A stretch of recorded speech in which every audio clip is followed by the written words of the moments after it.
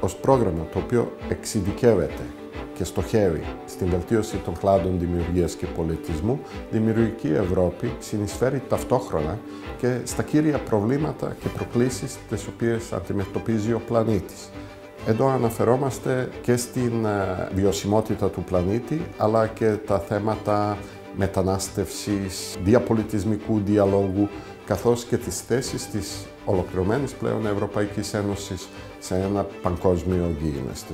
Όλες αυτές τις πτυχές, Δημιουργική Ευρώπη στηρίζει μέσω συγκεκριμένων προσκλήσεων και συνεισφέροντας στην ευρύτερη ευρωπαϊκή ατζέντα, που δεν είναι άλλη παρά να ενισχυθούν οι διεθνείς συνεργασίες, πολιτισμός γίνεται ένας μοχλός ανάπτυξης, όσο οικονομικής, τόσο κοινωνικής, ταυτόχρονα και της βιώσιμης και έξυπνης ανάπτυξης. Ήδη στην Κύπρο εργάζονται πέρα από 18.000 άτομα στους τάλους δημιουργίας και πολιτισμού. Μέσω Δημιουργικής Ευρώπης, ήδη αρκετοί από αυτούς έχουν αποκτήσει χρήσιμες γνώσεις, επαφές, έχουν διαπιστώσει καινούριες τάσεις και καινοτόμες ιδέες.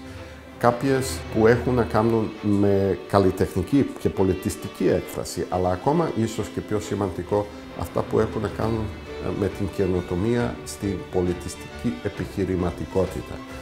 Όλα αυτά μαζί αναμένεται να προσφέρουν περαιτέρω αντίκτυπο, θετικό αντίκτυπο, όσο στον τομέα της κοινωνικής συνοχής, τόσο και στην οικονομική πτυχή του πολιτισμού.